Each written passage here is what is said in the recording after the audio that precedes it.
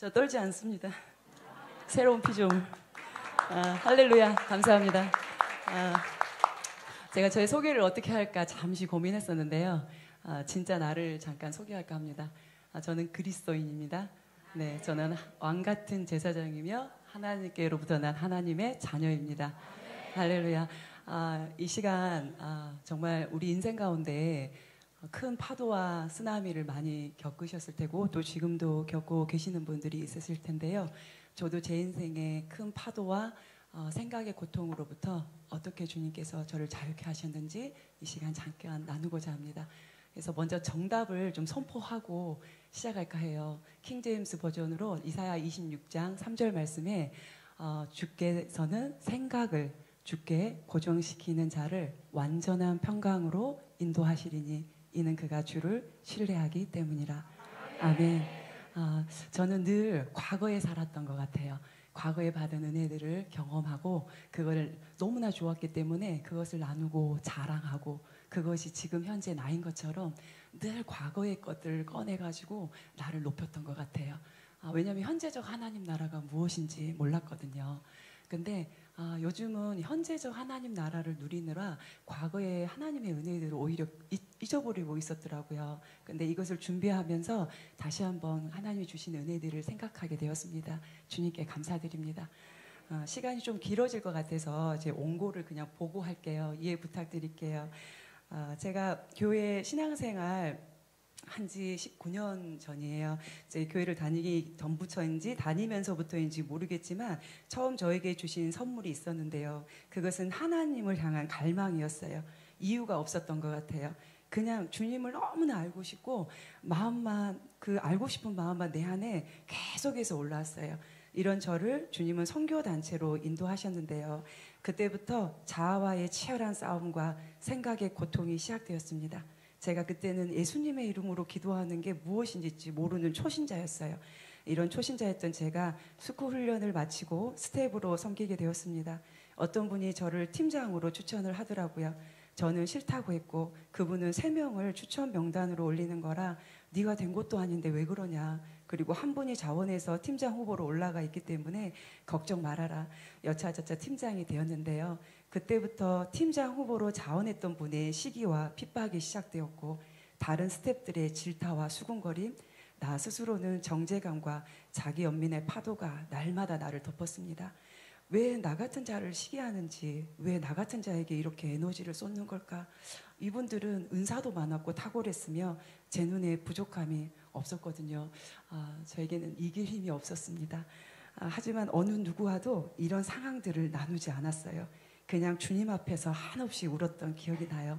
지금 돌아보니 누군가와 의논하고 누군가를 의지했다면 분명히 수근수근 거리는 죄를 범했을 때고 하나님을 온전히 찾지 않았을 것 같아요. 이건 정말 잘한 것 같아요. 그래서 저는 주님 앞에서 참 많이 울었던 기억이 나요. 그런 시간을 가지면서 주님의 은혜는 저를 휘감았습니다. 저는 시편에 이런 말씀이 있는지조차 모르고 주님께 고난을 더 달라고 기도했습니다. 주님을 더 알 수만 있다면, 주님을 더 소유할 수만 있다면 무엇이든지 내게는 유익합니다 라고요. 후에 주님은 원수 앞에서 상을 베푸시는 것처럼 나의 머리를 들게 하셨는데요.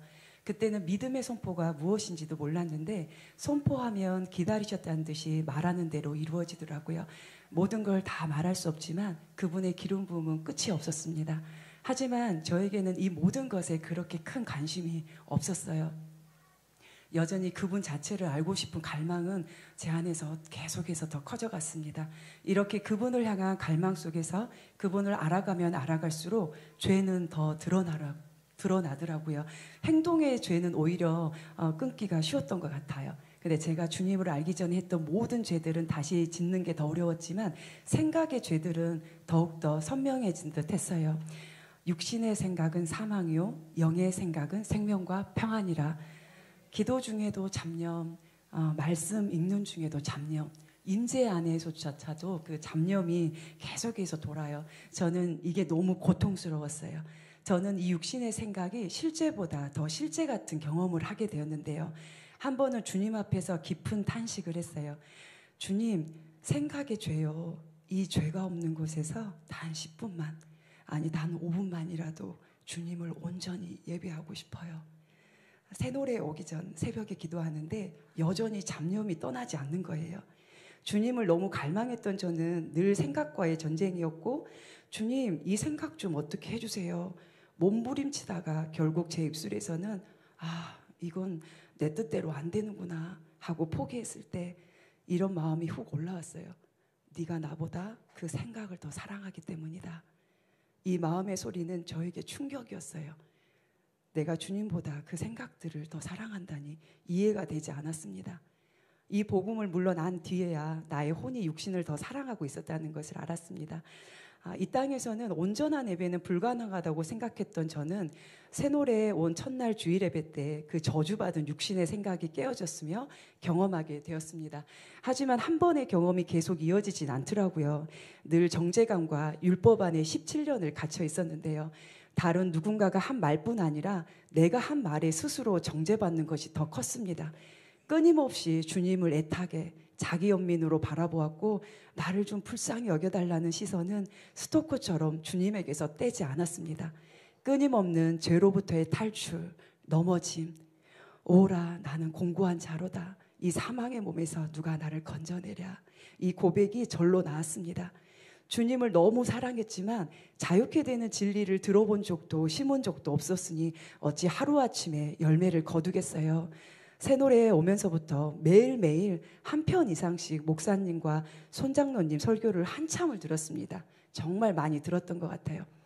이 말씀을 통해 저에게 참 많은 은혜들을 주셨는데요.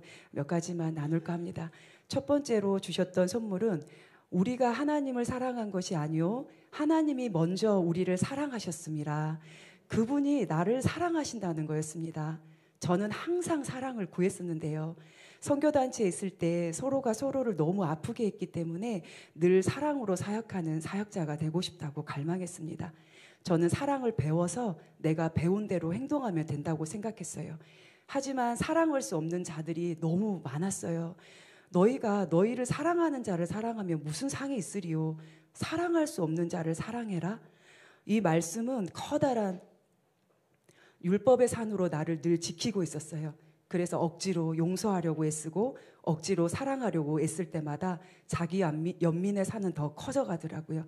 결국 알게 된 진리는 우리 모두가 알고 있는 것처럼 하나님이 나를 사랑하신다는 것을 믿는 것, 그 사랑을 경험할 때만이 내 안에 그분의 사랑이 흘러간다는 것을 볼 수 있었어요.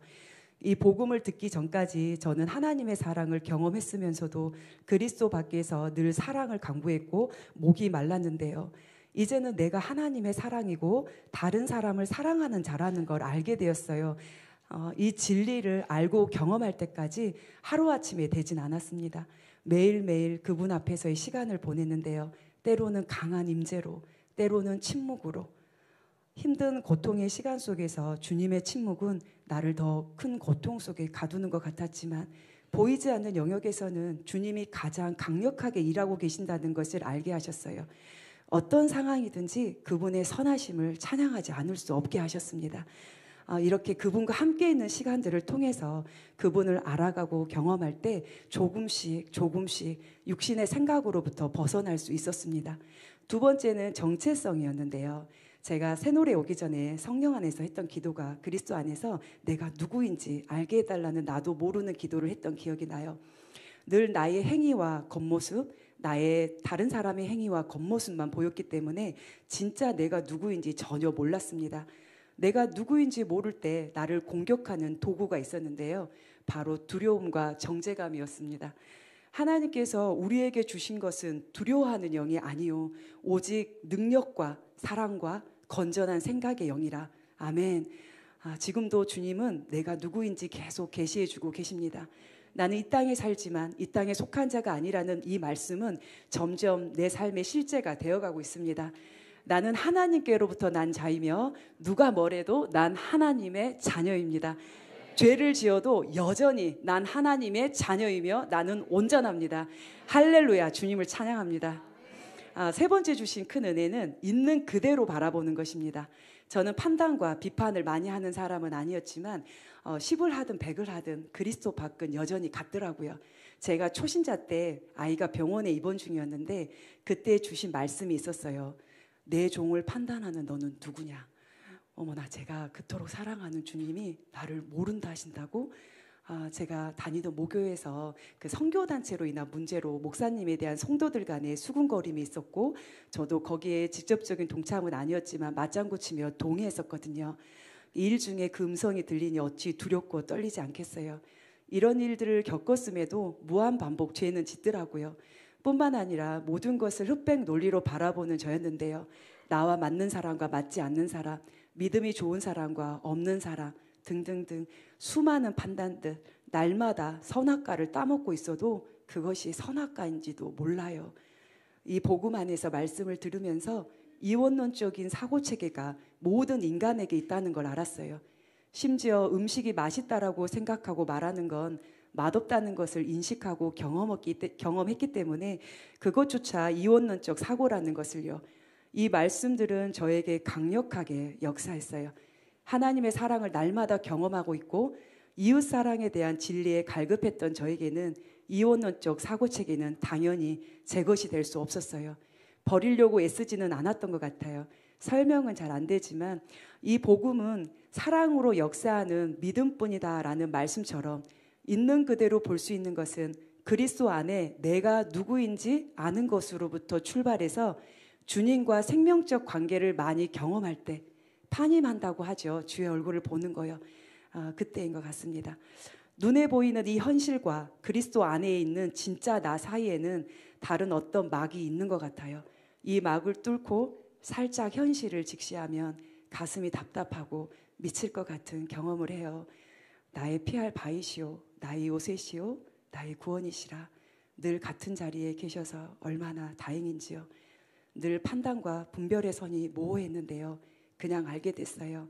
진짜 분별은 배워서도 은사를 받아서도가 아니라 생명적 관계 속에서 그분을 아는 만큼 가짜가 보이는데요. 이 생명 속에서부터 나오는 분별은 그 가짜를 보고도 전혀 판단이 되지 않는다는 거예요. 상대방이 육신으로부터 나온 말과 행동인지 성령 안에서인지 분명히 보이지만 판단이 되지 않으며 그냥 있는 그대로 예수 그리스도의 눈으로 보게 됩니다. 있는 그대로 보는 것. 일단 육신의 생각이 안 도니 너무 가볍고 쉽습니다.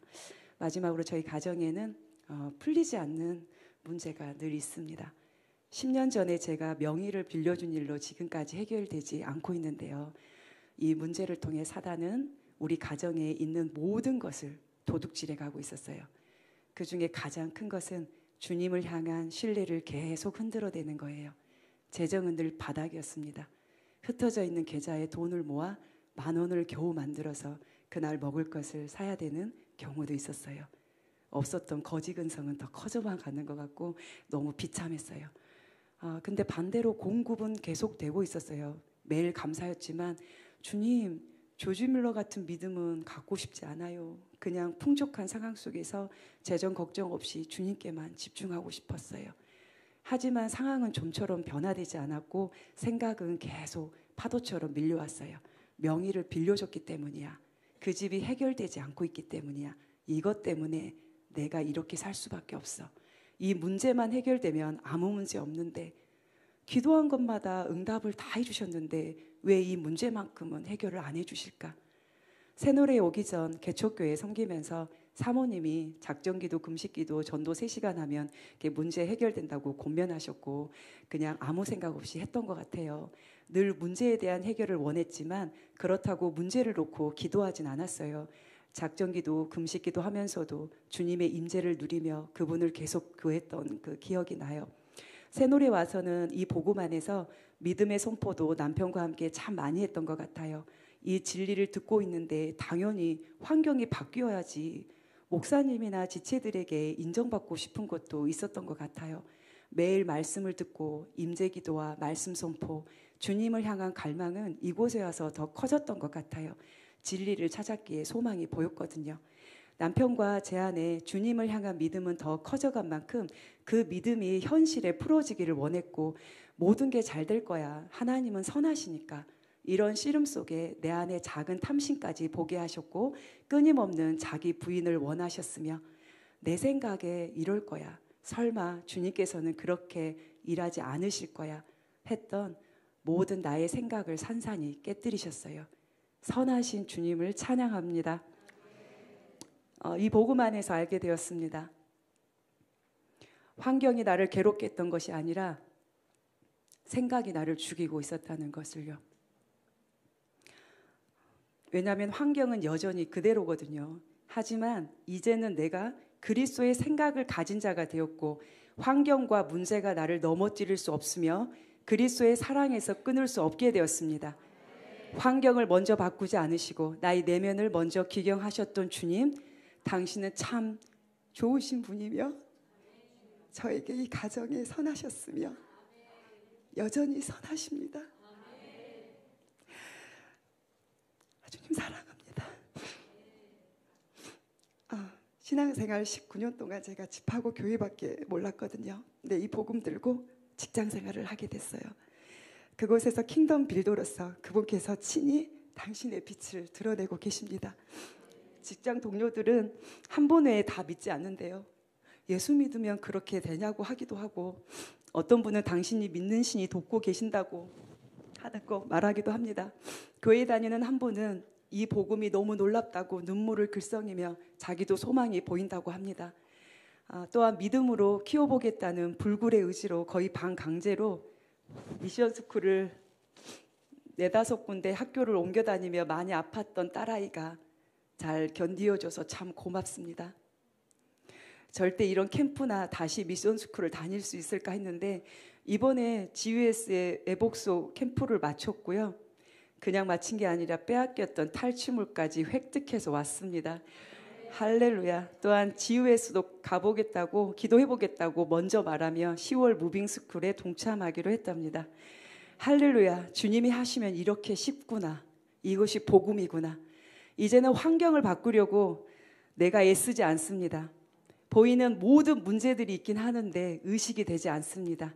내 안에 하나님을 향한 신뢰와 하나님의 나를 향한 사랑에 대한 믿음, 그 사랑 안에서 이웃사랑에 대한 비밀들, 아버지의 마음, 또한 생각을 부인하는 훈련과 나를 주장하지 않고 순종하는 훈련, 이 모든 것은 이 땅의 것을 다 이뤄도 빼앗길 수 없는 아버지와 내가 하나됨의 생명이 돼버렸습니다. 아버지 기억하시죠? 주님이 너무 좋아서 벽에 머리를 치며 주님이 마신 고난의 잔을 저도 마시고 싶다고, 나의 심장에 십자가 새겨달라고. 많이 아프겠지만 주님의 심장을 소유할 수만 있다면 저 아파도 괜찮아요. 어린아이처럼 얼마나 울었고 얼마나 간절했는지요. 아버지 정말 많이 아팠던 것 같아요. 근데 많이 아팠다는 건 내 자애산이 그만큼 컸고 그것을 부인하기가 싫었던 거겠죠. 생각하건대 현재의 고난은 장차 우리에게 나타날 영광과 비교할 수 없도다. 아빠 감사해요. 지금 돌아보니 어느새 나도 모르게 십자가가 새겨져 있더라고요.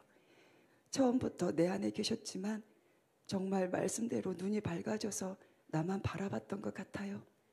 오직 믿기만 하라. 주의 영광을 보리라. 믿음이 없이는 주님을 기쁘시게 하지 못하나니. 수십 번 들려주셨던 이 말씀이 이제야 무슨 뜻인지 알게 되었어요. 사랑해요 아빠. 모든 영광 받으세요. 영광 받으세요. 감사합니다.